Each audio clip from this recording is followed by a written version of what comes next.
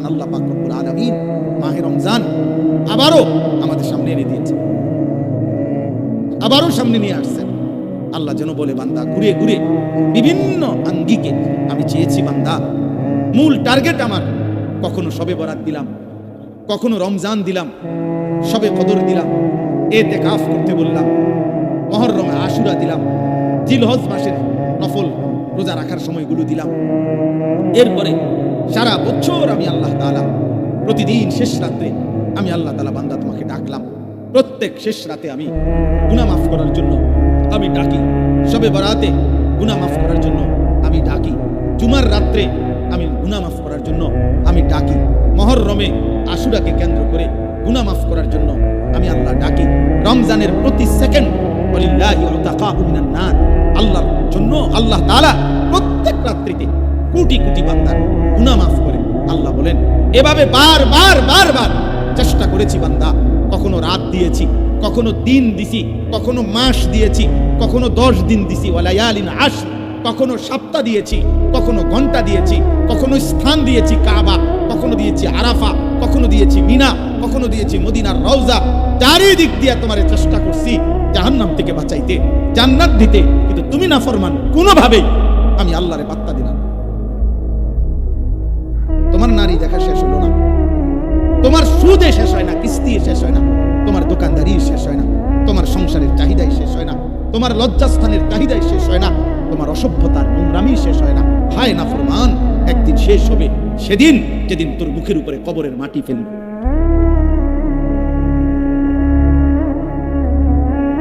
দুনিয়া তোকে একদিন মাটি মারবে, মাটি, তোর নাতি তোকে একদিন মাটি মারবে, কবরের মাটি ছুড়বে। আল্লাহর নবী সাল্লাল্লাহু আলাইহি সাল্লাম বলেছেন, লা ইয়ামলা আফাহু ইল্লা তুরাব। আল্লাহ তাআলা বলছে, দুনিয়া লুভির মুখ পূর্ণ হবে না কোনোদিন মাটি ছাড়া, মাটি, ওর মুখে মাটি মারবা, কবরের মাটি, কবরের মাটি। এই জন্য একটা ছেলে, একটা বাবা, একজন মা, একজন বোন, প্রত্যেকেই এই চূড়ান্ত টাইম আর মাত্র অল্প কয়েকটা দিন, সারা পৃথিবীর মুমিনের ইন্তেজার মাহে রমজান। এই মুহূর্তে, এই মুহূর্তে যাদের আখিরাত দরকার, যাদের আখিরাত দরকার, যাদের জাহান্নাম থেকে মুক্তি দরকার, যাদের জান্নাত দরকার, আল্লাহর সন্তুষ্টি দরকার, খোদার কসম, তাদের জন্য 12 তারিখ খুব ফ্যাক্ট কিছু না। 12 তারিখের আগেও পৃথিবীতে নির্বাচন হয়েছে বাংলাদেশে, 12 তারিখের পরেও বাংলাদেশে নির্বাচন হবে। 12 তারিখে যারাই নির্বাচিত হবে 5 বছরের মেয়াদেই নির্বাচিত হবে। অতএব এটা খুব মারাত্মক ভয়ঙ্কর কিছু, আহামরি কিচ্ছু এমন কিছু না, এটা চলমান একটি প্রক্রিয়া। এভাবে নির্বাচন আগেও হয়েছে, এখনো হবে, সামনেও হবে, আহামরি কিচ্ছু না। এটার একবারে আসমান নামাই এলাউনের কিছু না, জমিন আলগি দিয়ে এলাউনেরও কিছু না। কিন্তু আল্লাহ তাআলা বলছে, এই সৃষ্টির সবচেয়ে বড় ঘটনা 12 তারিখ নির্বাচনের ঘটনা না। আল্লাহ বলছে, ইজা ওয়াকাতিল ওয়াকিআ, সবচেয়ে বড় ঘটনা হলো বান্দা, এই গোটা সৃষ্টি আমি আল্লাহ একদিন ধ্বংস করে দেব, হাসরের মাঠ কায়েম করব, এটাই হলো সবচেয়ে বড় ঘটনা। কোরআনে আল্লাহ বলছে ওইটা বড় ঘটনা। সেদিন কি হবে? সেদিন কি হবে? ইদা বারিকাল বাসার ওয়া জুমিআ আশ-শামসু ওয়াল কামার।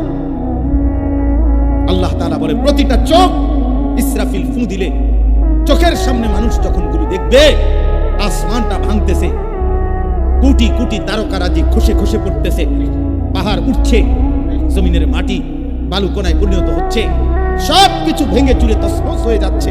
আল্লাহ তাআলা বলেন, মানুষের চোখ উপরের দিকে উঠে যাবে, অবাক বিস্ময়ে মানুষ তাকিয়ে তাকিয়ে দেখবে, সূর্য আর চন্দ্র একসাথে একাকার হয়ে যাবে, আর মানুষগুলো পাগল মাতাল হয়ে একজন আরেকজনকে শুধু জিজ্ঞেস করবে, ইয়াকুলুল ইনসানু ইয়াউমাইদিন আইনাল মাফার।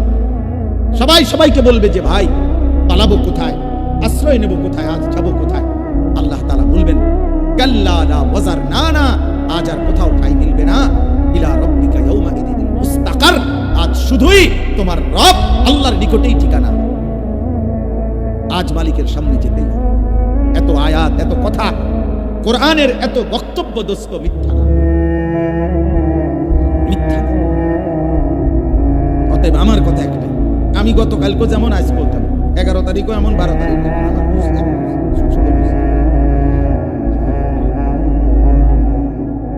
কালকে জিজ্ঞাসা করছে কোনো বড় সাংবাদিক সাক্ষাৎকার দিছে।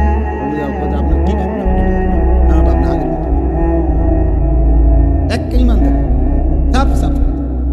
উনি বলতে আমি ক্যামেরা অন করতেছি, আপনি কিছু কথা জিজ্ঞেস করেন। হ্যাঁ করেন, ক্যামেরা অন করেন, বলে আপনি যেটা মনে করেন কথা একটা। আমি একরকমই ভাবনা, আমার ভাবনা এটাই, আমার আখিরাত। বলা দারুল আখিরাত খায়রুল লিল্লাযিনা ইয়াত্তাকুন। আমার যদি বোকা মনে করে কেউ, বোকাই আমি, বেকু বলে বেকুবই আমি, অসুবিধা নেই। আপনার চোখে আমি বেকুবই থাকলাম, সমস্যা কি? আমরা এমনিতেও তো হুজুরারে অনেকে বোকাই মনে করে, ঠিক না? আমরা খাই কম, খাই কম, আমাদের আয় কম, উপার্জন কম, তাহলে আলেম ওলামাকে তো মানুষ কিছুটা বোকা মনে করে, কিন্তু আসলে ময়দানে না প্রমাণ হবে বোকা কে আর বুদ্ধিমান কে। সেদিন না দেখা যাবে সুদখোরে বোকা নাকি 40 বছর আল্লাহর ঘরের গোলামি করেছে, আল্লাহকে সেজদা দিয়েছে 5 ওয়াক্ত নামাজের ইমাম। তো সেদিন প্রমাণ হবে বাদশাকে আর ফকিরকে। ইন্নাল্লাযীনা আজরামু কানু মিনাল্লাযীনা আমানু ইয়াদহাকুন। আল্লাহ বলে আজকের দুনিয়াতে নাফরমান আর পাপী ইমানদারকে নিয়ে হাসে, আমি আল্লাহ ওয়াদা দিলাম ফালইয়াউমাল্লাযীনা আমানু মিনাল কুফফারি ইয়াদহাকুন। সেদিন আখিরাতে ইমানদার বেঈমানকে নিয়ে হাসবে। এটা কোরআন শরীফের সাফ আয়াত। আজ আজরামু মুজরিম, আজ পাপী হাসে, সেদিন কে হাসবে? ইমানদার হাসবে। আল্লাহ তাআলা বলেন তোমরা বিবেক থাকলে, বুদ্ধিমান হইলে হিসাব মিলাও বেটা। আরে ছেলেরা নাফরমান ছেলে, তোরা যারা নামাজ পড়ো না, একটা সাজদা তোদের যাদের কপালে নাই, নাফরমান তোর পিছনে এরকম আল্লাহর নাফরমানি করেছে যারা, তাদের পরিণতি কি হয়েছিল খবর নিস বেটা। ফেরাউন এই পৃথিবী ভোগ করে গেছে কিন্তু আল্লাহর নাফরমান ছিল। নমরুদ এই পৃথিবী ভোগ করে গেছে কিন্তু আল্লাহর নাফরমান ছিল। তাদের পরিণতি কি হয়েছে? ফানজুরু কাইফা কানা আকিবাতুল মুকাদ্দিবিন। আল্লাহ বলছে দেখো মিথ্যাবাদীদের পরিণতি কি হয়েছে। ফানজুরু কাইফা কানা আকিবাতুল মুফসিদিন।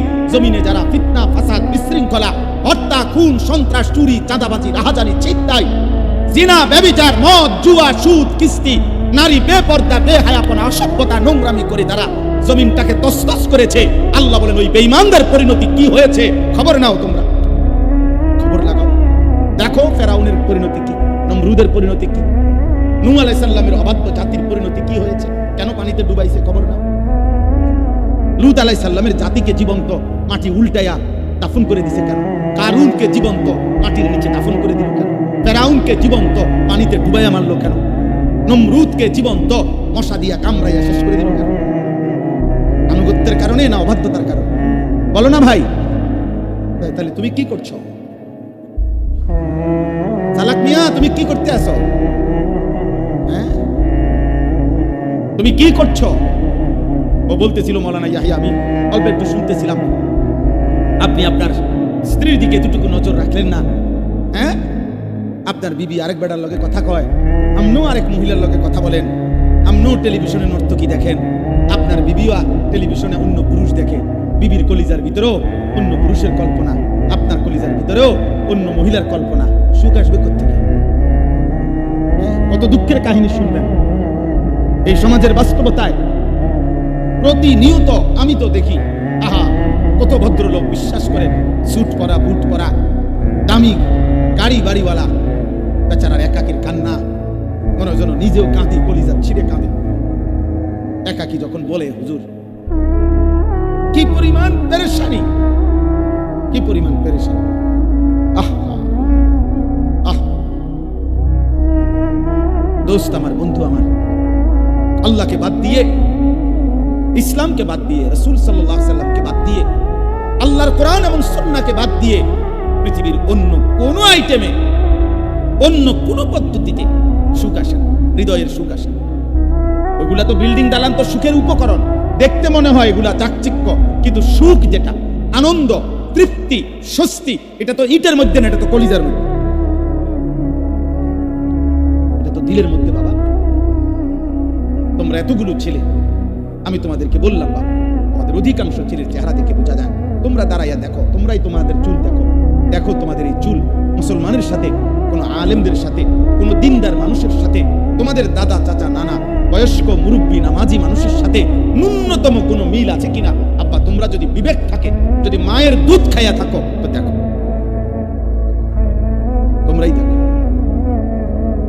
তোমরা যারা এক ওয়াক্ত নামাজ পড়ো না, এমন জিন্দেগি, তো তোমরা একটা বিবেক, এক বিন্দু যদি শেষ তোর কলজার ভিতরে যদি একটু বিবেক থাকে, তাহলে জিজ্ঞাসা করে দেখো যে পৃথিবীতে কোনো মানুষ বেনামাজিকে ভদ্র মনে করে কিনা, বেনামাজিকে মানুষ মায়া দয়া শ্রদ্ধা ভালোবাসা দেয় কিনা। নিজেকে নিজে এইভাবে আমি অনেক, আমার কষ্ট লাগে, অনেক কষ্ট লাগে যে আসলে এক একটা ছেলে মেয়ে তোমরা নিজেরে নিজে এইভাবে অপমানিত করছো কেন? তুমি বোঝো না যে মানুষ চোরেরে কি মনে করে? তুমি বোঝো না মানুষ জুয়ারিরে কি মনে করে? তুমি বোঝো না মানুষ বেডিতে লগে আকাম কুকাম করলে তারে কি কয়? তুমি বোঝো না মানুষ উলঙ্গ ছবি দেখলে, কেউ যদি নর্তকী দেখে, জিনা ব্যভিচারের দৃশ্য দেখে ধরা খেলে তারে মানুষ কি কয়? তুমি বোঝো না? তুমি বোঝো না? তুমি বোঝো না মানুষ দুর্নীতিবাজরে কি কয়? তুমি জানো না মানুষ সুদ করে কি কয়? তুমি বোঝো না মানুষ কিস্তি করে কি কয়? তুমি বোঝো না বেপর্দা নারীরে মানুষ কি কয়? এটা দেখো না তুমি? এটা তো স্বাভাবিক কমন সেন্সের ব্যাপার, একবারে ন্যূনতম ভদ্রতার ব্যাপার। এতটুকু আকল তো মিষ্ট থাকবে, এতটুকু আত্ম উপলব্ধি তো থাকা চাই। আল্লাহ আমাদেরকে বুঝ দান করে, আল্লাহ তোমাদের কলিজার মধ্যে বিবেক দান করে। আমার ভাই রাসূলুল্লাহ সাল্লাল্লাহু আলাইহি ওয়াসাল্লাম বলেছেন, লা ইয়ামবাগি লিল মুমিনি আন ইয়াযুল্লা নাফসাহু। নবীজি বলেন, কোন মুমিন, কোন মুসলমানের জন্য উচিত নয় নিজেকে নিজে অপমানিত করা। আমি কেন আমাকে অপমানিত করব? মানুষ আমার চুল চেহারা দেখে কেন বলবে, কিরে তোর তো দেখতেই বোঝা যায় ফুটটা করে, তোর তো দেখলেই মনে হয় বাবা ঘরের মতো, তোকে তো দেখলেই মনে হয় এক ওয়াক্ত নামাজের সেজদা দেস না, এটা তো চেহারা দেখলেই মনে হয়। আমি দাঁড় করাই, তোমরা আমার অনুমতি দাও, বেনামাজি ছেলে আমি দাঁড় করাই দেই এখানে। আমি তো ইনশাআল্লাহ চেহারা দেখে দেখে বলতে পারি, একজন একজন করে দাঁড় করাইতে পারি যে বেনামাজি, অসভ্য, বেয়াদব কোনটা কোনটা, এটা আমি দাঁড় করাই। আমি তো ইনশাআল্লাহ দাঁড় করাইতে পারি। 100 জন দাঁড় করাইলে আশা করি 98 জন ঠিক হবে। তাহলে তুমি নিজেকে এই অপমানিত করলা কেন? আল্লাহ কি তোমাকে হায়া দেয় নাই, লজ্জা দেয় নাই, বিবেক দেয় নাই? চলেন আমরা ভাবতে শিখি। আল্লাহ তাআলা আমাদেরকে নতুন করে আবারও ডাকতেছে, বান্দা মাহে রমজান আমি তোমাদের সামনে নিয়ে আসতেছি, তোমাদের এখন দরকার শুধু দোয়া করো, আল্লাহ রমজান আমাদের দেখাইয়েন, রমজান পর্যন্ত পৌঁছাইয়েন। আর প্রত্যেকটা বাবা ভাই, পুরুষ নারী, জওয়ান বুড়া, সবার কাছে আমার অনুরোধ, রমজানকে টার্গেট করে নিজের জীবন পরিবর্তনের জন্য আপনি সিদ্ধান্ত। আল্লাহ কোরআনে ওয়াদা দিছে, বান্দা একটা মাস রমজান তুমি যত্ন নিয়া রমজান মাসটা কাটাইবা, সবগুলো গুনাহ ছেড়ে দিবা, আমি আল্লাহ তাআলার হুকুমগুলো পালন করবা। আমি আল্লাহ ওয়াদা দিলাম, লাআল্লাকুম তাত্তাকুন, এক মাসে তোমাকে মুত্তাকি বানায় দেব, জান্নাতি বানায় দেব। আল্লাহ তাআলা বলছেন, আল্লাহ কোরআনে বলছেন, বান্দা তুমি মনে রেখো, কোনোভাবে রমজান বলতে আমি কঠিন কিছু তোমার উপরে চাপাই নাই। ইউরিদুল্লাহু বিকুমুল ইউসরা ওয়ালা ইউরিদু বিকুমুল উসরা। কোরআনে আল্লাহ বলছেন, রমজানের কথা বলতে গিয়ে আল্লাহ বলছে, বান্দা মনে করো তোমার জন্য আমি কি কি দিছি রমজানে। স্বাভাবিক সারা বছরের নেক আমল তো আছেই, বাকি নতুন করে কি দিলাম?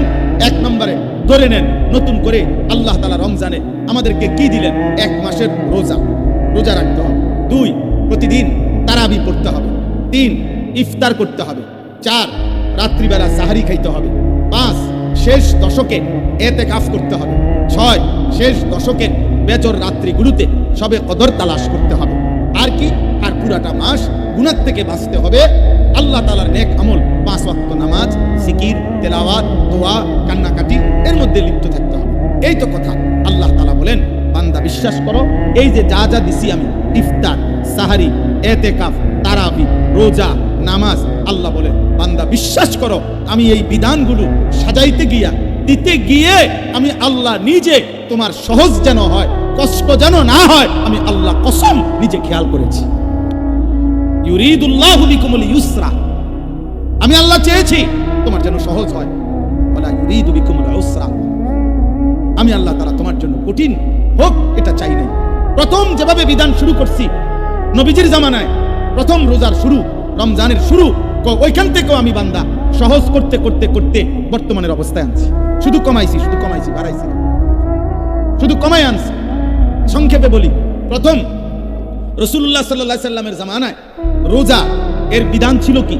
এর বিধান ছিল, মৌলিক নিয়ম ছিল যে নবীজির জামানায় প্রথম রমজানের রোজা রাখার নিয়ম ছিল সুবহে সাদিক থেকে, মানে সকালবেলা যেই ভোরের টাইম, সুবহে সাদিক থেকে রোজার টাইম শুরু হইতো, সন্ধ্যা হইলে সূর্য ডুবলে মানে আমরা যখন ইফতার করি তখন ইফতার খাওয়ার অনুমতি ছিল। কিন্তু তখন রোজা ছিল কেমন, মানে আমাদের নবীজির জামানায়, সাহাবাদের জামানায় রোজার বিধান ছিল এরকম যে সন্ধ্যা হইলে ইফতারির টাইমে যতক্ষণ পর্যন্ত সজাগ থাকবে, মানে আরেকবার ঘুম না যাবে ততক্ষণ পর্যন্ত আপনার সে খাবার দাবার স্ত্রীর সাথে মিলামিশা সব করতে পারবে। কিন্তু সন্ধ্যার পর থেকে নিয়ে যখনই ঘুমায় যাবে, ঘুম আইসা গেলে নতুন রোজা শুরু। মনে করেন এখন যদি সন্ধ্যা 6টা বাজে ইফতার করলাম, এখন সজাগ যতক্ষণ খানার টাইম এতক্ষণ, বুঝেন না হিসাবটা, সজাগ যতক্ষণ এতক্ষণ। 8টা বাজে ঘুমায় গেছে, রোজা শুরু। বা মাগরিব পয়রা বলে কদ্দুর শরীরে ভালো লাগতেছে না, সারাদিন ব্যস্ত ছিলাম, একটু শুইছে, রোজা শুরু। এটাই ছিল বিধান, এটাই নবীজির জামানা ছিল। কিন্তু এইটুকুর কারণে সাহাবাদের কষ্ট হইতেছিল। কি কষ্ট? দেখা গেছে অনেকে সন্ধ্যাবেলা ইফতারের সময় হয়তো সামান্য মাত্র পানি পান করছে বা 2টা খেজুর খাইছে অথবা খায় নাই, এরই মধ্যে মাগরিবের নামাজ পড়ে ক্লান্তিতে ঘুম চলে আসছে, এই কারণে আর খাবার খাইতে পারে নাই। সারা রাত্র আবার নতুন রোজা শুরু হয়ে গেছে, পরের দিন আবার সন্ধ্যার সময় খাবার অনুমতি। তো ফলে একদিন একজন সাহাবী সন্ধ্যাবেলায় খাইতে পারে নাই, বলে ঘুমায় গেছে, নতুন রোজা শুরু হয়ে যাওয়াতে আগের দিনের পুরা রোজা, সারা রাত্রের রোজা, পরের দিন দুপুরবেলা হযরত আইস ইবনে সারমা আল আনসারী রাদিয়াল্লাহু তাআলা তিনি বেহুশ হয়ে গেছেন একেবারে। তো আল্লাহ তাআলা দেখছে আমার বান্দার তো কষ্ট হইতেছে, তো আল্লাহ তাআলা পুনরায় আবার বিধান নাজিল করে এই কোরআনের মধ্যে আল্লাহ আবার বলছে, ঠিক আছে বান্দা, আরো কমায় দিলাম, এখন সুবহে সাদিক থেকে সূর্য অস্ত পর্যন্ত, এই সন্ধ্যা পর্যন্ত, এই পর্যন্ত রোজা রাখো। সন্ধ্যার পর থেকে সূর্য ডুবার পর থেকে পরবর্তী সুবহে সাদিক পর্যন্ত সারা রাত্র এইবার ঘুমাও আর সজাগ থাকো। খাবার দাবার, স্বামী স্ত্রীর মিলামেশা সবকিছুর অনুমতি পূর্ণ দেওয়া হলো। ঘুমাইলেও অনুমতি আছে, না ঘুমাইলেও অনুমতি আছে। আল্লাহ তাআলা বলে তবুও আমি চাই তোমার যেন কষ্ট না, ইউরিদুল্লাহু বিকুমুল ইউসরা, আমি কষ্ট দিতে চাই না। কি মায়া করে মালিক বলছে, মা জাআলা আলাইকুম ফিদ্দীন মিন হারাজ। আল্লাহ বলে বান্দা, দ্বীনের নামে, ইসলামের নামে, কোরআনের নামে, শরীয়তের নামে, বিধানের নামে আমি আল্লাহ তোমাদের উপরে একটা কষ্ট আমি দেই না। আমাকে মানতে গিয়ে তুমি বান্দা কষ্ট পাইবা, আমি এমন মালিক না। আমি রাউফ, আমি রাহিম, আমি রহমান, আমি সব জানি আমার বান্দার ভেতর বাহির, যোগ্যতা কদ্দুর, দুর্বলতা কদ্দুর, সক্ষমতা কতটুকু। আমি যুবকের আর বৃদ্ধের হুকুম বরাবর করি নাই।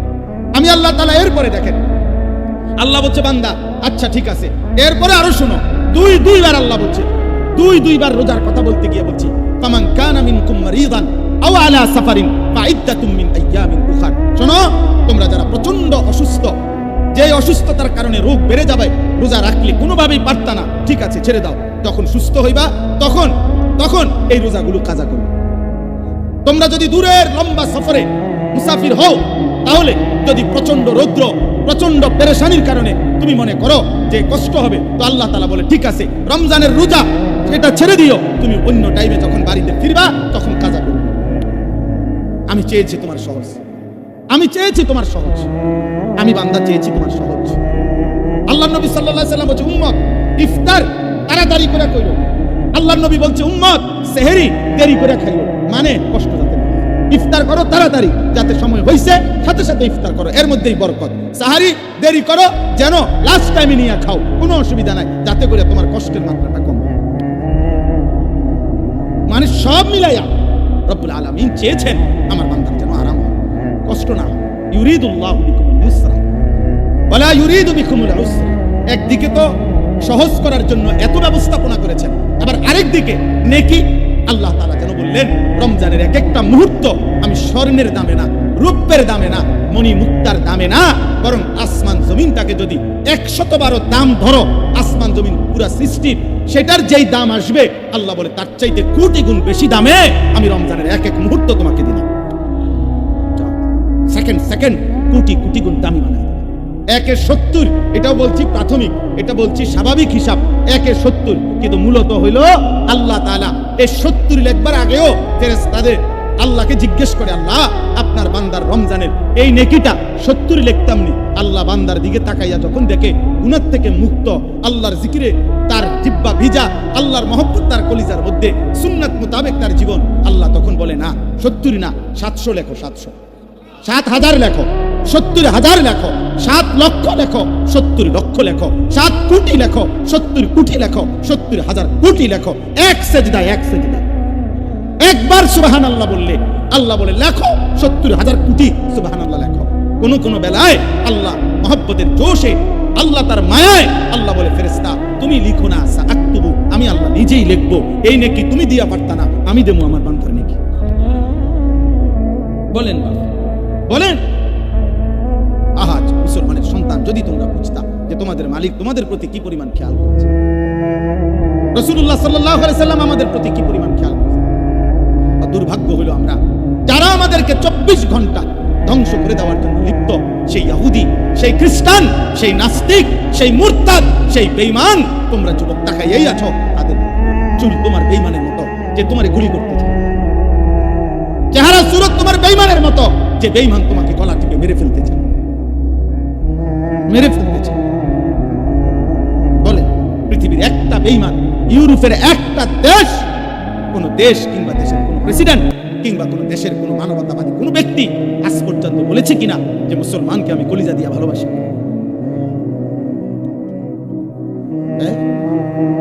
তাহলে যে আমারে ঘৃণা করে, যে আমারে ধ্বংস করতে চায়, যে আমারে 24 ঘন্টা আমার জাতি, আমার গোষ্ঠী, আমার সম্প্রদায়, আমার কওমকে যে ধ্বংস করে দিতে চায়, সে আমার প্রিয় হবে কেন?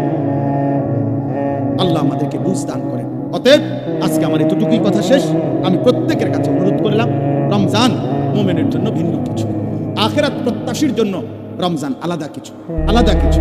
যার আখিরাত দরকার তার জন্য রমজান অনেক কিছু। যার শুধু দুনিয়া দরকার, ভাত মাছ চাল ডাল আর এই বিল্ডিং, ইট বালু সিমেন্ট আর ফুলকপি পাতাকপি, আর জীবন যার এই খিরা টমাটো, এ কদ্দুর খাইয়া দাইয়া বনে বিড়িয়ে সিগারেটে সাদোয়ানে আর গফে আর টেলিভিশনে আর নর্তকীতে, এতটুকু নিয়ে যার জীবন, তোর জন্য রমজান কিছুই না, নাফরমান। কিন্তু ইমানদারের জন্য রমজান অনেক কিছু। যার আখিরাত দরকার তার অনেক কিছু, তার জন্য অনেক কিছু। এই জন্য রাসূলুল্লাহ সাল্লাল্লাহু আলাইহি সাল্লাম 2 মাস রমজানের জন্য দোয়া করতেন। এই জন্য কিতাবে আছে আউলিয়ায়ে কেরাম 1 বছরও এমনও আউলিয়া ছিলেন, এক রমজান শেষ হইলে, ঈদের চাঁদ উঠলে, ঈদের দিন আবার পরবর্তী রমজানের জন্য দোয়া শুরু